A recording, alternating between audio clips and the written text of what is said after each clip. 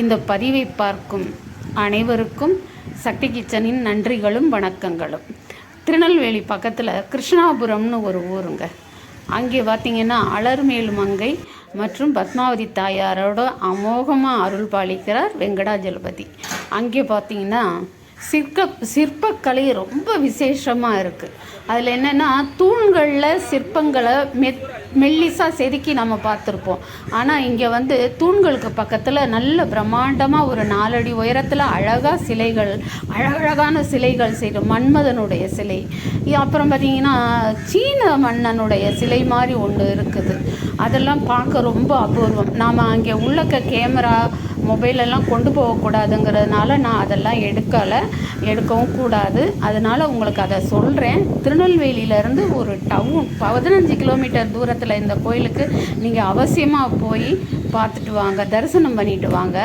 நான் இங்கே போயிருந்த சமயத்தில் முருகன் பாத யாத்திரையாக வந்த முருக பக்தர்கள் அங்கே தங்கி சமையல் பண்ணிக்கிட்டு இருந்தாங்க. அந்த வீடியோவை அதை தான் நான் இப்போ பதிவு பண்ணி பெருமாளை தரிசனம் பண்ணிவிட்டு வெளியில் அவங்களோட கொஞ்சம் நேரம் பேசிகிட்டு இருந்துட்டு அவங்க சமையலை பதிவு பண்ணிவிட்டு அப்புறமா கோவிலேருந்து சாயந்தரமாக தான் வந்தேன். ரொம்ப அருமையான கோவில். நீங்கள் கண்டிப்பாக அந்த சிற்பங்களை கண்டிப்பாக பார்த்தே ஆகணும். அவ்வளோ அழகான சிற்பக்கலை நுணுக்கங்கள். மன்மதனோட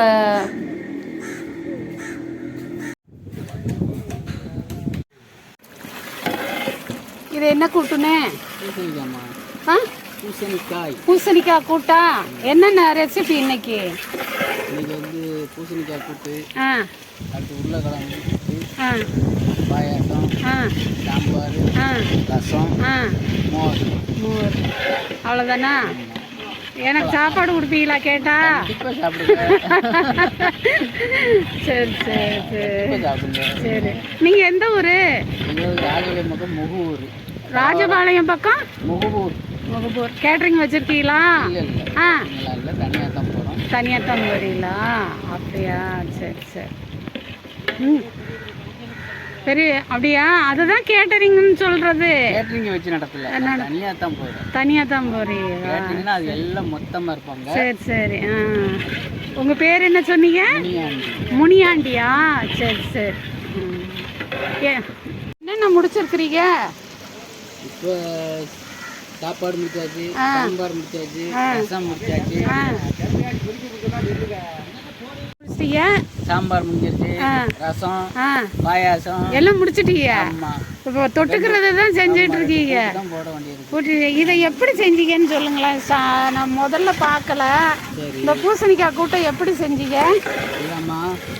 பல்லாரி, தக்காளி, பச்சை மிளகாய், இஞ்சி பூண்டு, பூசணிக்காய், அடுத்து நல்லெண்ணெய் சேர்க்கும். இதெல்லாத்தையும் போட்டு வதக்கி தேங்காய். என்ன மசாலா? சக்தி மசாலா. அதுதான் பாக்கெட்டு தானா? சரி சரி. சக்தி மசாலா. கடைசியில் தேங்காவை சும்மா உதிரியாக போட்டுறதா மிக்ஸி கொண்டாந்துருக்கீங்களா? சரி சரி. அதுவும் அரைச்சி வச்சுருக்குறீங்க. சரி சரி. எல்லாம் முடிச்சிட்டீங்க. அப்போ இந்த உருளைக்கிழங்கு மட்டும்தான் வதக்கணுமா, தாளிக்கணுமா?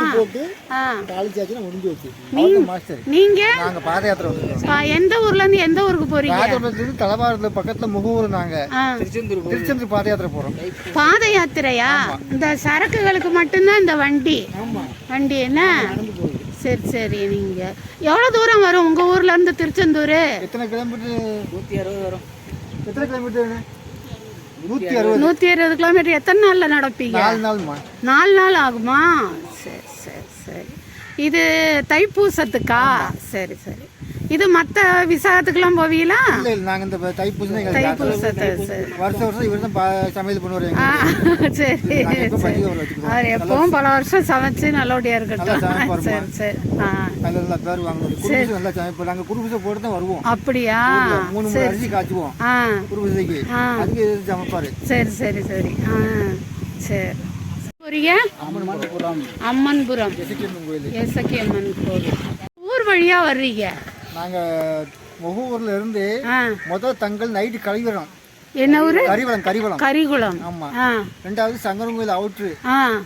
மூணாவது அழகிய பாண்டியபுரம். சங்கரன் கோயில்ல அவர் சங்கரன் நாராயண தரிசனம் பண்ணிட்டு தானே வரீங்க? நாங்க அப்படியே நடந்து வந்துருவோம். நடந்து வரும்போது நட திறக்க மாட்டாங்க. சரி சரி சரி சங்கூர்ல அவுட்டர் வந்துருவோம். சரி அங்க தங்கல்.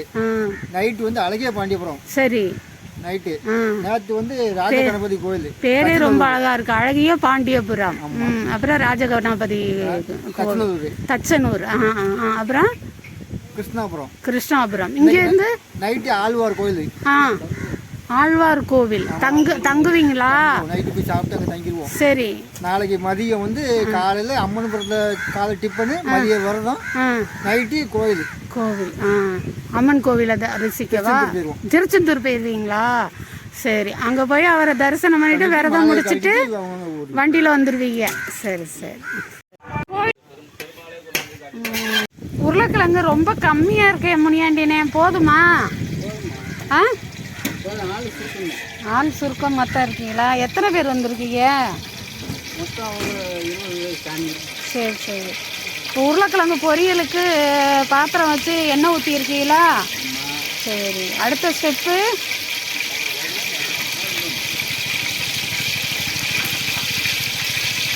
இன்னும் கொஞ்சம் எண்ணெய் ஊற்றுறீங்களா?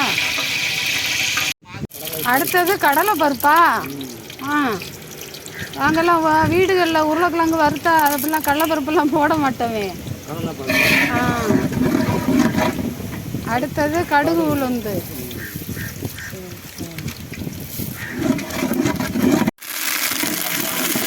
கருவேப்பிலை.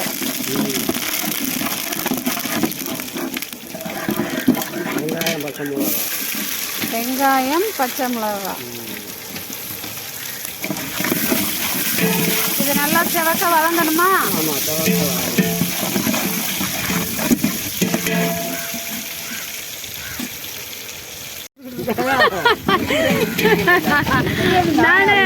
நானே இந்த சமையலத்தான் எடுக்கிறேன்.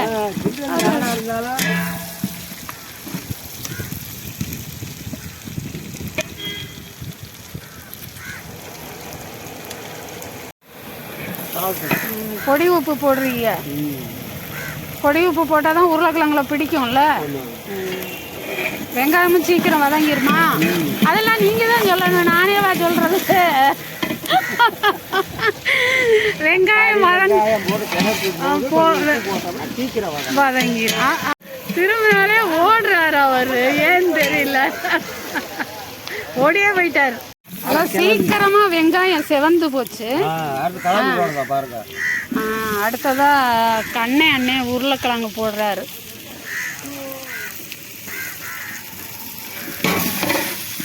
முதல்ல போட்ட வெங்காயம் உப்பு வெங்காயத்துக்கு மட்டுமா உருளைக்கிழங்கு சேர்த்தா? ரெண்டுக்கும் சேர்த்து தானா? காணலைன்னா போட்டுக்கிருவீங்க. சரி சரி. இந்த சமையலை மேற்பார்வை விட இன்னொருத்தர் வந்திருக்காரு. பேரு அவர் சாப்பிட்றதுக்கு தான். சாமி. சாரி. தேங்காய் பூ. பொதுவாக வீட்டில் உருளைக்கிழங்குக்கு தேங்காய்லாம் போட மாட்டோம். இப்போ நீங்கள் மசாலா போடாமல் பொரிக்கிறீங்களா? மசாலா போடாமல் பொரிக்கிறீங்களோ? அப்போது தேங்காய் போடுவாங்கல்ல, நல்லா இருக்கும். பொதுவாக உருளைக்கிழங்கு வந்து உங்களுக்கு மழுன்னு இருக்கும். அதனால மசாலாக்கு மேலே தேங்காய் போட முடியாது. இதில் நீங்கள் நிறைய பச்சை மிளகாய் போட்டு அதோட தேங்காய் போட்டிருக்கீங்க. சூப்பர், நல்லா இருக்கும். இதை ஒரு கல்யாண வீட்டு உருளைக்கிழங்குன்னு சொல்லலாமா? நானே சொல்லிக்கிறேன், நீங்கள் சொல்லாதீங்க. நல்லா இருக்கு, பார்க்கும்போதே நல்லா இருக்கு. ஆனால் என்னாலலாம் சாப்பிடத்தான் முடியாது. உப்பு பத்தலைன்னு திரும்ப மறுபடியும் உப்பு போட்டிருக்காரு அண்ணே. கிட்டத்தட்ட முடிஞ்சு போச்சா? முடிஞ்சிருச்சு. மல்லி செடி போட்டு இறக்குவீங்களா?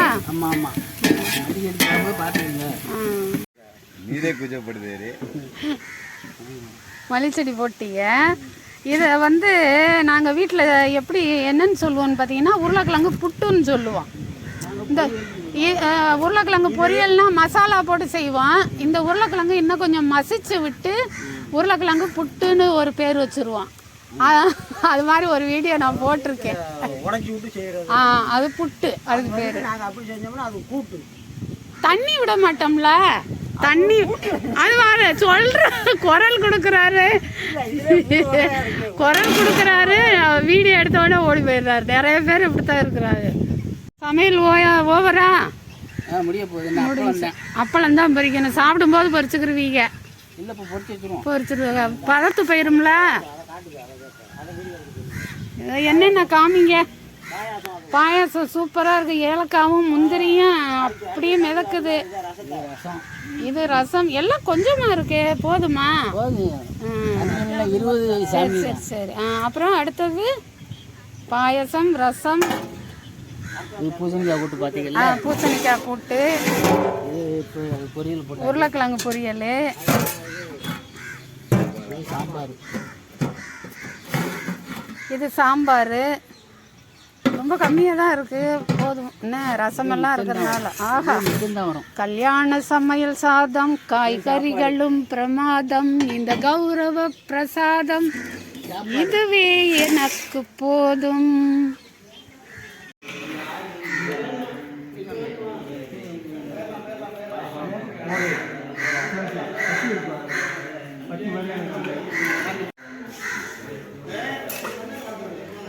இந்த பத்தி வாங்கி பிள்ளையாருக்கு வைங்க.